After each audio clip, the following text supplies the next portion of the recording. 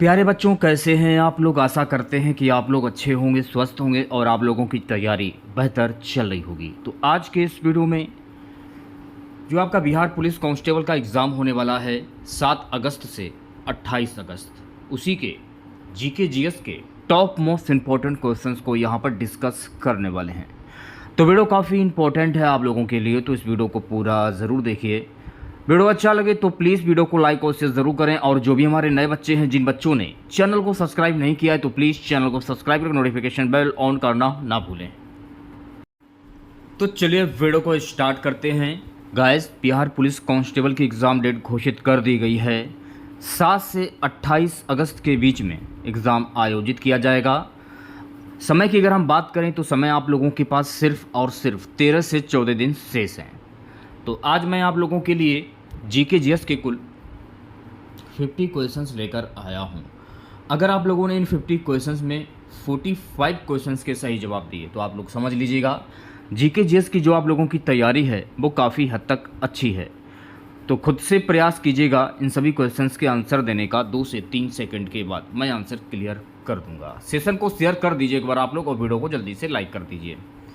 आज के सेशन में पहला क्वेश्चन रहेगा, ऑर्निथोलॉजी विज्ञान के अंदर किसका अध्ययन किया जाता है? शिक्षा शास्त्र का, प्राणी विज्ञान का, पक्षियों का, दंत विज्ञान का। ऑर्निथोलॉजी विज्ञान के अंदर किसका अध्ययन किया जाता है? पक्षियों का अध्ययन किया जाता है। तो ऑप्शन नंबर सी जो है आपका, ये बिल्कुल करेक्ट हो जाएगा। मेरे प्यारे साथियों, अगला प्रश्न देखेगा, मायोपिया क्या होता है? दूर दृष्टि दोष, निकट दृष्टि दोष, कानों का दोष, एक प्रकार का स्वर। मायोपिया क्या होता है ये आपको बताना है। अगर मैं बात करूं मायोपिया की, तो मायोपिया ये निकट दृष्टि दोष होता है, निकट दृष्टि दोष। बी ऑप्शन जो है आपका ये करेक्ट हो जाएगा। अगला प्रश्न देखेगा, इंडिया हाउस ये कहां पर स्थित है? London, New York, Mumbai, California. India house ये कहां पर स्थित है? जल्दी से आंसर दीजिए सभी बच्चे। अगर मैं बात करूं इंडिया हाउस की, तो इंडिया हाउस जो है ना ये लंदन में स्थित है। तो ऑप्शन नंबर ए जो है आपका ये बिल्कुल सही हो जाएगा। मेरे प्यारे साथियों, अगला प्रश्न देखेगा, जापान की संसद का नाम क्या है? मजलिस, स्टोट्रिंग, डाइट, कांग्रेस। जापान की संसद का नाम क्या है? तो जापान की संसद का नाम है डाइट। क्या है? डाइट। अगर मैं बात करूं जापान की राजधानी क्या है? जापान की राजधानी है टोक्यो। और इसके सदस्य किसके द्वारा चुने जाते हैं? तो इसके सदस्य जो हैं ये जनता के द्वारा चुने जाते हैं। तो ये आपको ध्यान में रखना है। मेरे प्यारे साथियों, अगला प्रश्न देखिएगा, भारत में पहली रेलगाड़ी किस गवर्नर जनरल के कार्यकाल में चली थी? काफ़ी इंपॉर्टेंट क्वेश्चन, 5 स्टार लगा लीजिए। Warren Hastings, Lord Hastings, Lord Dalhousie, William Bentinck. भारत में पहली रेलगाड़ी किस गवर्नर जनरल के कार्यकाल में चली थी? लॉर्ड डलहौजी के कार्यकाल में भारत की पहली रेलगाड़ी चली थी। सी ऑप्शन करेक्ट हो जाएगा। अगला प्रश्न देखिएगा मेरे प्यारे साथियों, सबसे ऊंची पर्वतमाला कौन सी है? एंडीज, एवरेस्ट हिमालय, सी है आल्पस, डी है हिमालय। सबसे ऊंची पर्वतमाला कौन सी है ये आपको बताना है। तो मेरे प्यारे साथियों, इस क्वेश्चन का सही जवाब हो जाएगा एवरेस्ट हिमालय। सबसे ऊंची पर्वतमाला है Everest Himalaya. Option number B जो है आपका ये सही हो जाएगा। अगला प्रश्न देखिएगा। तो बच्चों, अगला प्रश्न हमारा है, किस मुगल बादशाह ने हिंदुओं पर लगने वाले जजिया कर को समाप्त कर दिया था? अकबर, हुमायूं, शाहजहां, जहांगीर।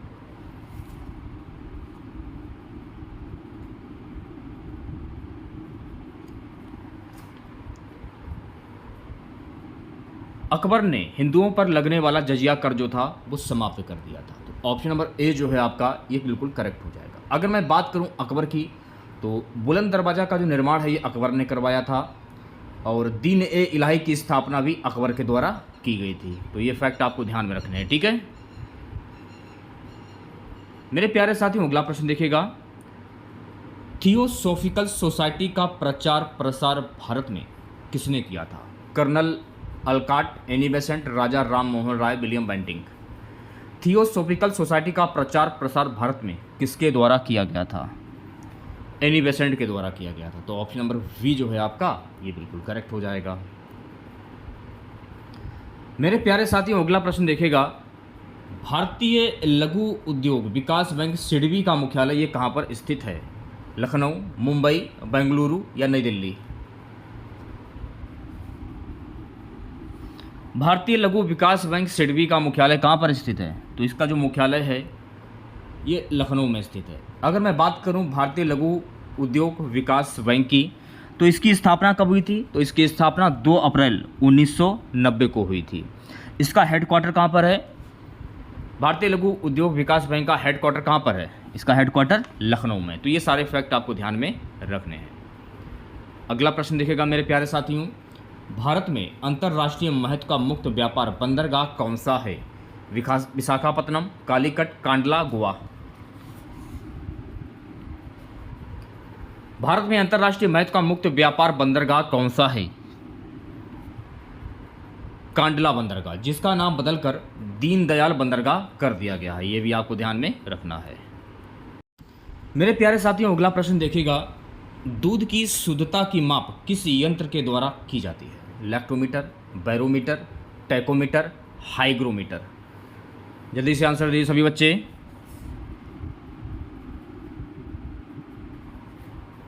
दूध की शुद्धता की माप किसके द्वारा की जाती है? तो आपको ध्यान में रखना है कि दूध की शुद्धता की जो माप है ये लैक्टोमीटर के द्वारा की जाती है। ऑप्शन नंबर ए करेक्ट हो जाएगा। अगला प्रश्न देखिएगा। कौन सा ग्रह सबसे चमकदार है? बुध, शुक्र, प्लूटो या मंगल? कौन सा ग्रह सबसे चमकदार है ये आपको बताना है। तो सबसे चमकदार ग्रह है शुक्र। ऑप्शन नंबर वी जो है आपका ये बिल्कुल सही हो जाएगा।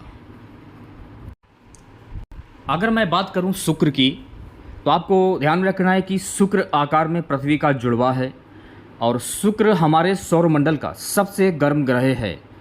दूसरी बात यह सौरमंडल का सबसे चमकीला ग्रह भी है। ये भी आपको ध्यान में रखना है। शुक्र को सुबह का तारा और शाम का तारा भी कहा जाता है। तो ये सारे फैक्ट आपको ध्यान में रखने हैं। मेरे प्यारे साथियों, अगला प्रश्न देखिएगा। राज्यसभा का सभापतित्व कौन करता है? राष्ट्रपति, प्रधानमंत्री, उपराष्ट्रपति या स्पीकर? राज्यसभा का सभापतित्व कौन करता है? उपराष्ट्रपति करता है। तो ऑप्शन नंबर सी जो है आपका ये बिल्कुल करेक्ट हो जाएगा। अगला प्रश्न देखिएगा। भारत के विभाजन के लिए 3 जून 1947 की योजना को क्या कहते हैं? माउंटबेटन योजना, बेबल योजना, कैबिनेट मिशन योजना, क्रिप्स योजना। भारत के विभाजन के लिए 3 जून 1947 की योजना को क्या कहते हैं? तो इस योजना को हम कहते हैं माउंटबेटन योजना। ऑप्शन नंबर ए जो है आपका ये करेक्ट हो जाएगा। मान लीजिए अगर बिहार पुलिस कांस्टेबल के एग्जाम में प्रश्न पूछा जाए कि भारत के विभाजन के संबंध में माउंटबेटन योजना आधिकारिक तौर पर कब घोषित की गई थी? तो ये घोषित की गई थी 3 जून 1947 को। तो ये भी फैक्ट आपको ध्यान में रखना है। मेरे प्यारे साथियों, अगला प्रश्न देखिएगा। विधवा पुनर्विवाह पर जोर किसने दिया था? ईश्वरचंद्र विद्यासागर, बी है दयानंद सरस्वती, सी है गोपाल हरि देशमुख, डी है महात्मा गांधी। विधवा पुनर्विवाह पर जोर किसने दिया था? तो विधवा पुनर्विवाह पर जोर ईश्वरचंद्र विद्यासागर ने दिया था। तो ऑप्शन नंबर ए जो है आपका ये बिल्कुल सही हो जाएगा। अब देखिए यहाँ पर प्रश्न जो है घुमाकर भी पूछा जा सकता है आपके बिहार पुलिस कांस्टेबल के एग्जाम में कि विधवा पुनर्विवाह के पक्ष में किसने आंदोलन चलाया था? तो ईश्वरचंद्र विद्यासागर ने चलाया था। अब यहाँ पर आपको एक बात और ध्यान में रखना है कि हिंदू विधवा पुनर्विवाह अधिनियम 1956 का मसौदा लॉर्ड डलहौजी के द्वारा तैयार किया गया था और इसको लॉर्ड कैनिंग के द्वारा पारित किया गया था। ठीक है, तो ये फैक्ट भी आपको ध्यान में रखना है। मेरे प्यारे साथियों, अगला प्रश्न देखिएगा। व्यक्तिगत स्वतंत्रता के लिए किस शब्द का प्रयोग किया जा सकता है? व्यक्तिगत स्वतंत्रता के लिए कौन सा शब्द प्रयोग किया जा सकता है? Habeas corpus. Option number B correct हो जाएगा। चलिए बढ़ते हैं नेक्स्ट क्वेश्चंस की और अगला क्वेश्चन देखेगा, कैल्शियम कैल्शियम किसकी वृद्धि में सहायक है? मांसपेशी, हड्डी, नाड़ी तंत्र, खून। देखिए कैल्शियम जो है ना ये हड्डी की वृद्धि में सहायक है। वी ऑप्शंस करेक्ट हो जाएगा। चलिए बढ़ते हैं नेक्स्ट क्वेश्चंस की ओर। अगला प्रश्न देखिएगा सभी बच्चे, अरब सागर में गिरने वाली नदी कौन सी है? गोदावरी, कृष्णा, ताप्ती, महानदी। अरब सागर में गिरने वाली नदी कौन सी है? जल्दी से आंसर दीजिए सभी बच्चे। तो अरब सागर में गिरने वाली नदी है ताप्ती नदी। ऑप्शन नंबर सी जो है आपका ये बिल्कुल सही हो जाएगा। देखिए प्रश्न को थोड़ा घुमाकर भी पूछा जा सकता है। अब इस क्वेश्चंस का ताप्ती आंसर होगा या नहीं होगा, मेरे हिसाब से तो नर्मदा आंसर होना चाहिए, लेकिन नर्मदा जो है वो ऑप्शंस में नहीं है। अगर पूछ लिया जाए आपके बिहार पुलिस कांस्टेबल के एग्ज़ाम में कि अरब सागर में गिरने वाली सबसे लंबी प्रायद्वीपीय नदी कौन सी है, तो नर्मदा नदी है। ये आपको ध्यान रखना है। अरब सागर में गिरने वाली सबसे प्रायद्वीपीय नदी जो होती है वो नर्मदा नदी है।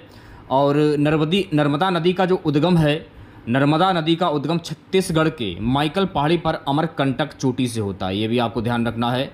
और नर्मदा नदी 3 राज्यों से होकर बहती है। कौन कौन से? मध्य प्रदेश, महाराष्ट्र और गुजरात से होकर बहती है। तो ये सारे फैक्ट आपको ध्यान रखने हैं। और सोम और जाखम माही की प्रमुख सहायक नदियां हैं। ठीक है, ये सारे फैक्ट आपको ध्यान रखने हैं क्योंकि इन्हीं फैक्ट से जो पेपर में प्रश्न पूछे जाते हैं। अगला प्रश्न देखेगा, निम्न में से किसकी उपस्थिति के कारण शरीर के भीतर रक्त नहीं होता है, रक्त नहीं जमता? Fibrin, haemoglobin, heparin, thromboplastin. तो सी ऑप्शन जो है आपका ये बिल्कुल करेक्ट हो जाएगा, हेपेरिन। मेरे प्यारे साथियों अगला प्रश्न देखिएगा, मोहम्मद बिन तुगलक की मृत्यु के बाद दिल्ली का सुल्तान कौन बना? गयासुद्दीन तुगलक, फिरोज शाह तुगलक, मोहम्मद तुगलक, इनमें से कोई नहीं। मोहम्मद बिन तुगलक की मृत्यु के बाद दिल्ली का सुल्तान कौन बना? Firoz Shah Tughlaq. Option number B जो है आपका ये बिल्कुल सही हो जाएगा। देखिए एक प्रश्न अक्सर पेपर में पूछ लिया जाता है कि दिल्ली सुल्तान जिसने राजधानी को दिल्ली से दौलताबाद देवगिरी में स्थानांतरित किया था, किसने किया था? तो मोहम्मद बिन तुगलक ने स्थानांतरित किया था। तो ये भी फैक्ट आपको ध्यान में रखना है। अगला प्रश्न देखिएगा मेरे प्यारे साथियों, निम्नांकित में से कौन सा उदारवादी नेता नहीं था? गोपाल कृष्ण गोखले, मदन मोहन मालवीय, दादा भाई नौरोजी, बाल गंगाधर तिलक। निम्नांकित में से कौन सा उदारवादी नेता नहीं था? बाल गंगाधर तिलक जो कि उदारवादी नेता नहीं थे। ये आपको ध्यान में रखना है। अब देखिए यहाँ पर आपको ध्यान में रखना है कि भारतीय अशांति के जनक के रूप में बाल गंगाधर तिलक को जाना जाता है। ठीक है, एक प्रश्न अक्सर पेपर में पूछ लिया जाता है कि बाल गंगाधर तिलक द्वारा संपादित किस समाचार पत्र में ब्रिटिश शासन की कठोर आलोचना की जाती है? इस समाचार पत्र का नाम है केसरी। ठीक है, केसरी का संपादन किसने किया था? बाल गंगाधर तिलक ने। तो ये सारे फैक्ट आपको ध्यान में रखने हैं। मेरे प्यारे साथियों अगला प्रश्न देखिएगा, भगवान बुद्ध ने अपना उपदेश धर्मचक्र प्रवर्तन कहाँ किया था? वैशाली, बोधगया, लुम्बिनी, सारनाथ। भगवान बुद्ध ने अपना उपदेश धर्मचक्र प्रवर्तन कहाँ पर किया था? ये आपको बताना है।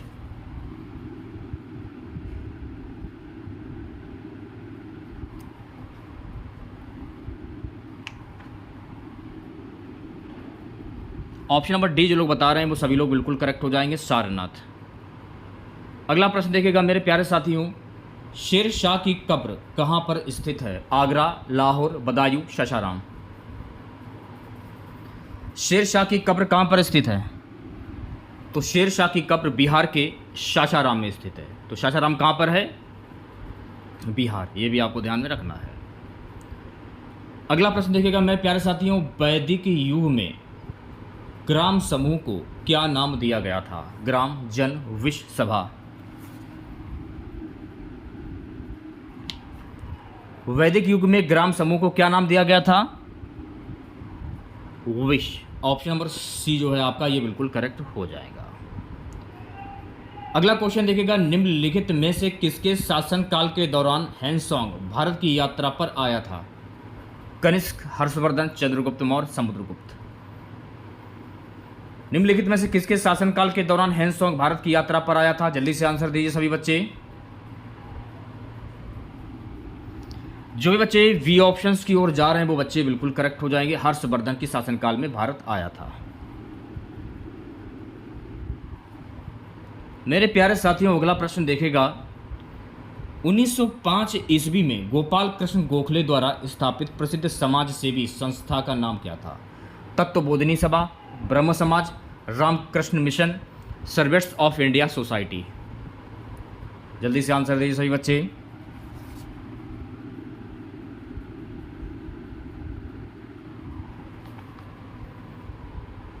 उन्नीस सौ 5 में गोपाल कृष्ण गोखले द्वारा स्थापित प्रसिद्ध समाज सेवी संस्था का नाम था सर्वेंट्स ऑफ इंडिया।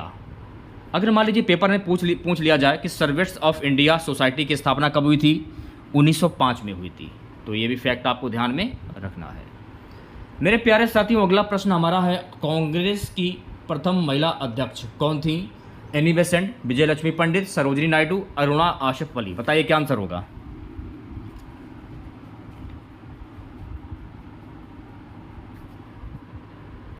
कांग्रेस की प्रथम महिला अध्यक्ष कौन थी? Shrimati Annie Besant. तो ऑप्शन नंबर ए जो है आपका ये बिल्कुल करेक्ट हो जाएगा। अगर मान लीजिए पेपर में पूछ लिया जाए भारतीय राष्ट्रीय कांग्रेस की पहली भारतीय महिला अध्यक्ष कौन थी? यहाँ पर भारतीय शब्द जोड़ा गया है। तो अगर भारतीय में पूछा जाए तो सरोजिनी नायडू थी। ठीक है, सरोजिनी नायडू जो हैं ये भारतीय राष्ट्रीय कांग्रेस की पहली भारतीय महिला अध्यक्ष थी, ये आपको ध्यान रखना है। और सरोजिनी नायडू को नाइटिंगेल ऑफ इंडिया भी कहा जाता है। तो ये भी फैक्ट आपको ध्यान रखना है। और आपको ये भी बात ध्यान में रखना है कि संयुक्त राष्ट्र सभा की पहली महिला अध्यक्ष विजय लक्ष्मी पंडित थीं।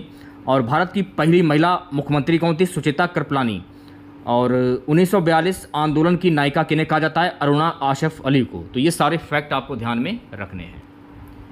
मेरे प्यारे साथियों, अगला प्रश्न देखेगा एलिसा परीक्षण क्या ज्ञात करने के लिए होती है? एलिसा परीक्षण क्या ज्ञात करने के लिए होती है? एड्स। ऑप्शन नंबर ए जो है आपका ये बिल्कुल करेक्ट हो जाएगा। ठीक है,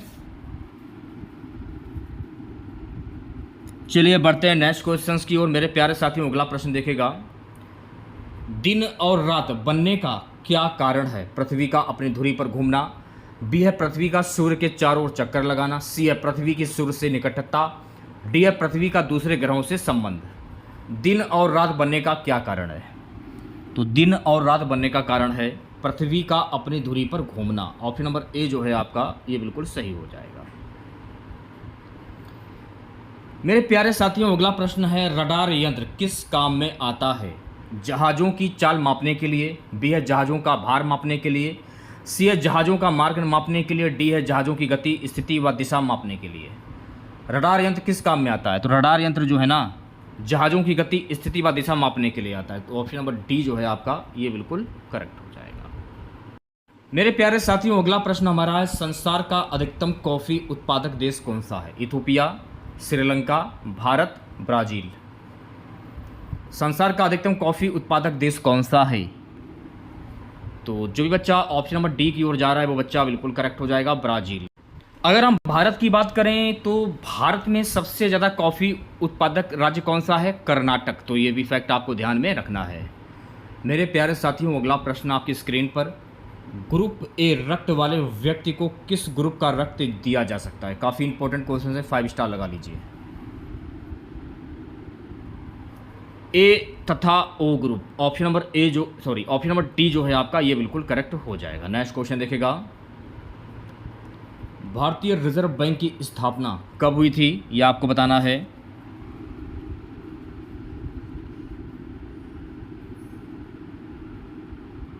भारतीय रिजर्व बैंक की स्थापना कब हुई थी? तो भारतीय रिजर्व बैंक की स्थापना सन 1935 में हुई थी। कब हुई थी? सन 1935। अच्छा, भारतीय रिजर्व बैंक का मुख्यालय कहाँ पर स्थित है? ये भी पेपर में प्रश्न पूछा जा सकता है। तो भारतीय रिजर्व बैंक का मुख्यालय मुंबई में स्थित है। भारतीय रिजर्व बैंक के पहले नंबर के गवर्नर कौन थे? तो भारतीय रिजर्व बैंक के पहले नंबर के गवर्नर थे ओर्सबोन ए स्मिथ। कौन थे? ओर्सबोन स्मिथ। भारत के वर्तमान गवर्नर कौन है? तो भारत के वर्तमान गवर्नर हैं शक्ति कांता दास। कौन है? शक्ति कांता दास। और ये 25वें भारतीय रिजर्व बैंक के गवर्नर हैं। तो ये सारे फैक्ट आपको ध्यान में रखने हैं। मेरे प्यारे साथियों, अगला प्रश्न हमारा है कि घासीराम कोतवाल पुस्तक के लेखक कौन है? सुनील गावस्कर, रवि शास्त्री, विजय तेंदुलकर या विमल मित्र? घासीराम कोतवाल पुस्तक के लेखक कौन है? तो घासीराम कोतवाल पुस्तक के लेखक हैं विजय तेंदुलकर। तो सी ऑप्शन जो है आपका ये करेक्ट हो जाएगा। अगला प्रश्न देखिएगा सभी बच्चे, भारत के आर्थिक विकास की मूल समस्याओं में निम्न में से कौन एक कारक उत्तरदायी नहीं है? जनसंख्या वृद्धि, निर्धनता एवं असमानता, बेरोजगारी एवं अशिक्षा, मृत्यु दर कम होना। जल्दी से आंसर दीजिए सभी बच्चे। तो मेरे प्यारे साथी, इस क्वेश्चन का सही जवाब हो जाएगा मृत्यु दर कम होना। अगला क्वेश्चन देखिएगा, पृथ्वीराज चौहान की जीवनी और कार्यों पर आधारित पृथ्वीराज रासो की रचना किसने की थी? अमीर खुसरो, मलुकदास, चंद्रबरदाई, सफरुद्दीन यजदी। पृथ्वीराज चौहान की जीवनी और कार्यों पर आधारित पृथ्वीराज रासो की रचना किसने की थी? चंद्रबरदाई के द्वारा की गई। तो सी ऑप्शन जो है आपका करेक्ट हो जाएगा। अगर मैं बात करूं पृथ्वीराज चौहान की, तो पृथ्वीराज चौहान 1177 ईस्वी में सिंहासन पर बैठे थे और 1191 में इन्होंने पहली तराइन की लड़ाई लड़ी थी। तराइन का पहला युद्ध कब हुआ था? 1191 में। किसके बीच में? पृथ्वीराज चौहान और मोहम्मद गौरी के बीच में, जिसमें पृथ्वीराज चौहान ने मोहम्मद गौरी को हराया था। और तराइन की दूसरी लड़ाई कब लड़ी गई थी? 1192 में। किसके बीच में? मोहम्मद गौरी और पृथ्वीराज चौहान के बीच में। तो इस लड़ाई में मोहम्मद गौरी ने पृथ्वीराज चौहान को हरा दिया था। तो ये सारे फैक्ट आपको ध्यान में रखने हैं। मेरे प्यारे साथियों, अगला प्रश्न हमारा है, किस सिख गुरु ने खालसा की स्थापना की थी? गुरु अर्जुन देव, गुरु गोविंद सिंह, गुरु तेग बहादुर, इनमें से कोई नहीं।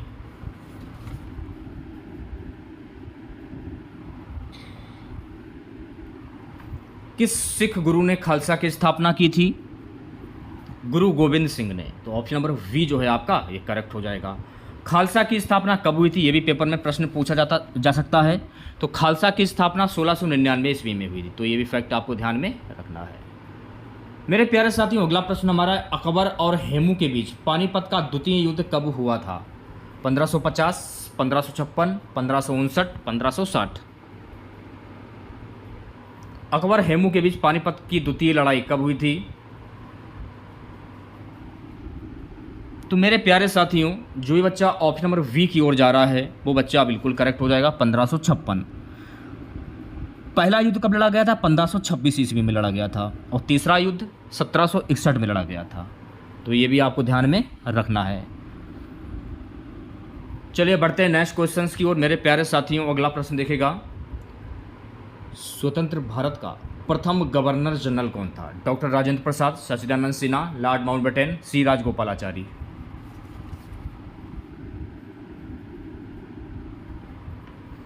स्वतंत्र भारत का प्रथम गवर्नर जनरल कौन था?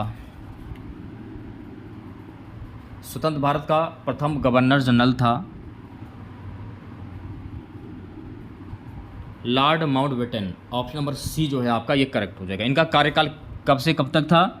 1947 से 48। तो ये फैक्ट आपको ध्यान में रखना है।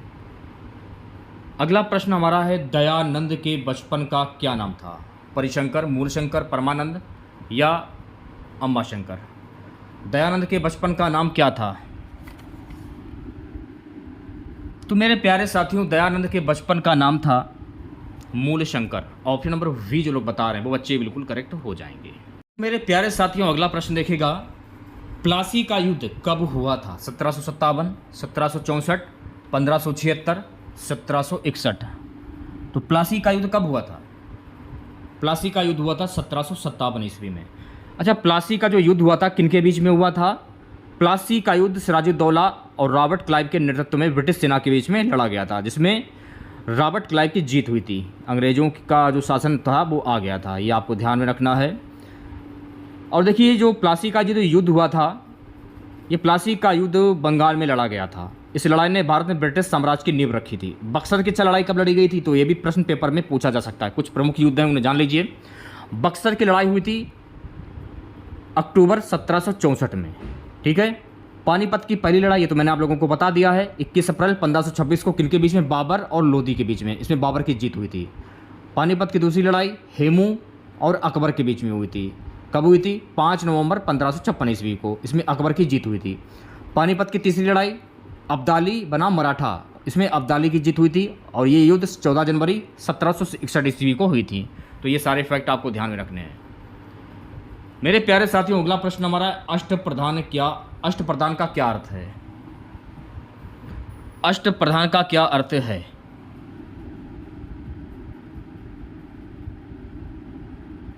अष्टप्रधान का अर्थ होता है मंत्रियों की एक परिषद जो मराठा शासक के सलाहकार के रूप में कार्य करती है। तो ऑप्शन नंबर ए जो है आपका ये करेक्ट हो जाएगा। अगला प्रश्न हमारा है दिल्ली के सिंहासन पर बैठने वाली प्रथम और अंतिम मुस्लिम महिला कौन थी? रोशन आरा, जहां आरा, रजिया सुल्तान, चांद बीबी। दिल्ली के सिंहासन पर बैठने वाली प्रथम और अंतिम मुस्लिम शासिका थी रजिया सुल्तान। तो जो भी बच्चे ऑप्शन नंबर सी की ओर जा रहे हैं वो बच्चे बिल्कुल करेक्ट हो जाएंगे।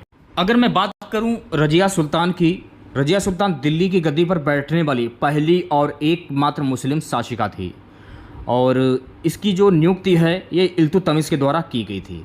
रजिया सुल्तान का कार्यकाल कब से कब तक था? 10 अक्टूबर 1236 से 14 अक्टूबर 1240 तक दिल्ली के सुल्तान के रूप में इसने कार्य किया था।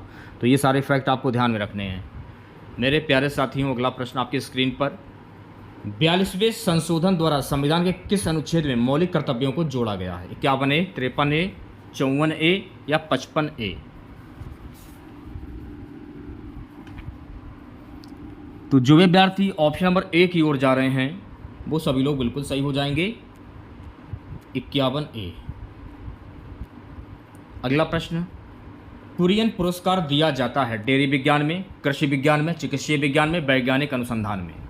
कुरियन पुरस्कार दिया जाता है, देखिए कुरियन पुरस्कार जो है ना ये दिया जाता है डेयरी विज्ञान में। तो ऑप्शन नंबर ए जो है आपका ये करेक्ट हो जाएगा। अगला प्रश्न आपकी स्क्रीन पर, राष्ट्रगान जन गण मन की रचना किसने की थी? बंकिम चंद्र चटर्जी, रविंद्रनाथ टैगोर, आशुतोष चटर्जी, हरिंद्रनाथ टैगोर। जन गण मन की रचना किसके द्वारा की गई थी? तो जन गण मन की रचना रविंद्रनाथ टैगोर के द्वारा की गई थी। कुछ महत्वपूर्ण फैक्ट मैं आपको बता देता हूँ। आपको ध्यान में रखना है कि 1911 के कलकत्ता के पहले अधिवेशन में ये जो जनगण मन है ये गाया गया था। कब गाया गया था? 1911 में। और जनगण मन को 24 जनवरी 1950 को भारत के राष्ट्रगान के रूप में घोषित किया गया था। अच्छा, भारत का जो राष्ट्रगान है जनगण मन, इसको गाने में कितना समय लगता है? 52 सेकंड। तो ये सारे फैक्ट आपको ध्यान में रखने हैं। मेरे प्यारे साथियों, अगला प्रश्न देखिएगा, सर्वप्रथम चांदी के सिक्कों का प्रचलन किस शासक ने करवाया था? समुद्रगुप्त, चंद्रगुप्त विक्रमादित्य, कुमारगुप्त, महेंद्रगुप्त, स्कंदगुप्त।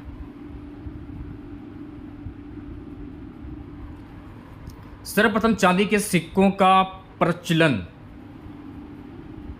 चंद्रगुप्त विक्रमादित्य के शासनकाल में हुआ था। बी ऑप्शन करेक्ट हो जाएगा। नेक्स्ट क्वेश्चन देखिएगा सभी बच्चे, नील नदी की देन किसे कहते हैं? भारत, मिस्र, सूडान, जापान। तो जो भी बच्चे बी ऑप्शंस की ओर जा रहे हैं वो बच्चे बिल्कुल करेक्ट हो जाएंगे। जापान की संसद को क्या कहते हैं? डाइट कहते हैं। तो ये भी आपको ध्यान में रखना है। भारत में गरीबी हटाओ का नारा किस पंचवर्षीय योजना के अंतर्गत दिया गया था? पहली, दूसरी, चौथी या पांचवी? भारत में गरीबी हटाओ का नारा किस पंचवर्षीय योजना के अंतर्गत दिया गया था? पांचवी। ऑप्शन नंबर डी जो लोग बता रहे हैं वो बच्चे बिल्कुल करेक्ट हो जाएंगे। आज की क्लास का लास्ट क्वेश्चन रहेगा बच्चों, 1930 ईस्वी में गांधी जी ने सत्याग्रह किया और दांडी यात्रा क्यों की? नमक कानून तोड़ने के लिए, अंग्रेजों को भारत से निकालने के लिए, ए और बी दोनों, उपरोक्त में से कोई नहीं। 1930 में गांधी जी ने सत्याग्रह किया, दांडी यात्रा क्यों की थी? नमक कानून तोड़ने के लिए। ऑप्शन नंबर ए जो लोग बता रहे हैं वो बच्चे बिल्कुल करेक्ट हो जाएंगे। तो इसमें हम लोगों ने बिहार पुलिस कांस्टेबल के लिए कुल 50 क्वेश्चन डिस्कस किए हैं। 50 में आप लोगों ने कितने प्रश्न के सही जवाब दिए कमेंट बॉक्स में जरूर बताइएगा। अगर आप लोगों को वीडियो अच्छा लगा हो तो प्लीज़ वीडियो को लाइक और शेयर जरूर करें। चैनल पर नए हैं, जिन बच्चों ने चैनल को सब्सक्राइब नहीं किया है, अगर आप बिहार पुलिस कांस्टेबल की तैयारी कर रहे हैं तो तुरंत चैनल को सब्सक्राइब करें और नोटिफिकेशन बेल ऑन करना ना भूलें। मिलते हैं नेक्स्ट वीडियो के साथ। जय हिंद, जय भारत।